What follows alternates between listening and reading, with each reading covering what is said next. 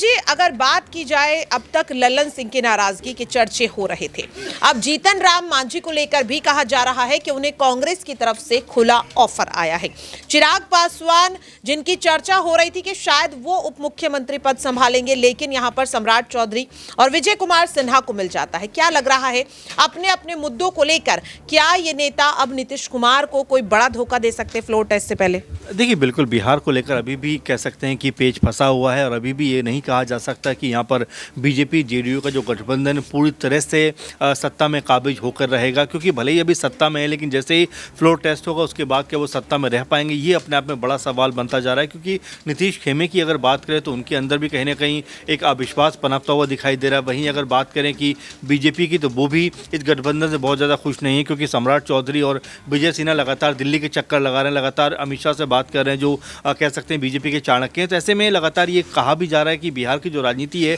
उसमें अभी भी उठापटक होना बाकी है। वहीं जो सहयोगी दल हैं लगातार उनकी नाराज़गी निकल के सामने आ रही है। आपको बता दें कि जो वीआईपी पार्टी के अध्यक्ष हैं मुकेश सहनी, वो भी ये बात कह रहे हैं। उन्होंने भी मांझी के सुर में सुर मिलाया। वो कहते हैं कि सिर्फ मंत्री पद नहीं, हम तो चाहते हैं कि मांझी को सीएम पद देना चाहिए था। तो इस तरह की जो बातें लगातार जो सहयोगी दल हैं उनकी तरफ से जो आ रही है, क्योंकि चिराग पासवान ने भी मांझी के हाँ में हाँ मिलाया है। तो अब क्या एनडीए कुनबा जो है एक तरीके से ये बिहार के अंदर अब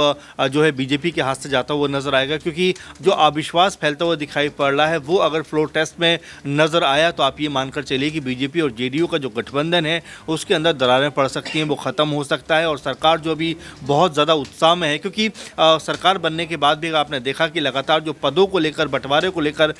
जो आपस में कह सकते हैं कई दिनों तक जो बात चली, उसके बाद भी तनातनी का माहौल कायम है, क्योंकि जो गृह मंत्रालय बीजेपी चाहता था वो नीतीश कुमार ने अपने पास रख लिया। तो ऐसे में क्या जो बीजेपी और जेडीयू के अंदर भी कोई बहुत ज़्यादा बेहतर अंडरस्टैंडिंग है वो नहीं है, इसको लेकर भी लगातार बात उठ रही है कि क्या आने वाले दिनों में जब फ्लोर टेस्ट होगा तो क्या ये दोनों दल भी एक साथ रह पाएंगे, और साथ में जो सहयोगी दल हैं क्या वाकई इनका साथ देते हुए नजर आएंगे। तो कई तरह की चीज़ें, कई तरह की बातें हैं, क्योंकि लगातार जो कांग्रेसी कई सारे विधायक हैं उनको भी हैदराबाद तक पहुँचाया जा रहा है कि भाई आप भी बिहार छोड़ दीजिए, कहीं बीजेपी आपके ऊपर भी सेंधमारी ना कर दे, क्योंकि जेडीयू में लगातार टूट की संभावना बनी हुई है। क्योंकि ललन सिंह जो है उनको लेकर जी पूछना चाहूंगी अमन जी, आपने जेडीयू में टूट की स्थिति का जिक्र किया। यहां पर गोपाल मंडल साफ तौर पर कहते हुए नजर आए कि आखिरकार उन्हें टिकट कैसे नहीं दिया जाएगा, भागलपुर सीट उनकी जेब में है। यहां पर देखा जा रहा है कि नीतीश कुमार ने अपने पास ही इतने सारे विभाग रख लिए हैं, और जो 43 विधायक इस वक्त जिनके दम पर नीतीश कुमार ने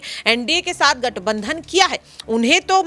यहां कैबिनेट में कुछ खास औहदा दिया नहीं गया, जिम्मेदारी दी नहीं गई। तो ऐसे में क्या ये विधायक अभी भी नीतीश कुमार के साथ बने रहेंगे, या फिर कांग्रेस में जिस तरीके से भविष्यवाणी की जा रही है कि इस वजह से जेडीयू में एक बड़ी टूट होती हुई देखी जा सकती है? देखिए, बिल्कुल पहली बात तो यही है कि जिस तरह से मंत्रियों की संख्या तकरीबन 36-35 के आसपास होनी चाहिए, वो 8-9 के कह सकते हैं कि दौरान ही सिमट के रह गई। ये भी अपने आप में बहुत ज़्यादा कह सकते हैं चर्चा का विषय बन रहा है कि क्या बीजेपी और जेडीयू के अंदर जो बाकी नेता हैं क्या उनके ऊपर विश्वास नहीं है, क्योंकि ललन सिंह को लेकर लगातार ये बात चल रही थी कि उनको जो है एक बड़ा ओहदा और पद मिलता हुआ नजर आएगा, लेकिन उनके बारे में भी अभी तक भी खबर नहीं है कि उनको कोई बड़ा हिस्सा या बड़ा पद मिलता हुआ दिखाई पड़ेगा। तो यही लगातार कहा जा रहा है कि आने वाले दिनों में जो जेडीयू और बीजेपी इनके अंदर जो आपस में तकरार है वो बढ़ती हुई नजर आएगी, और अगर ऐसा होता है तो यहाँ पर ये मानकर चला जाए कि बिहार में जेडीयू और बीजेपी की जो सरकार है उसको गिरने में समय नहीं लगेगा। वाकई में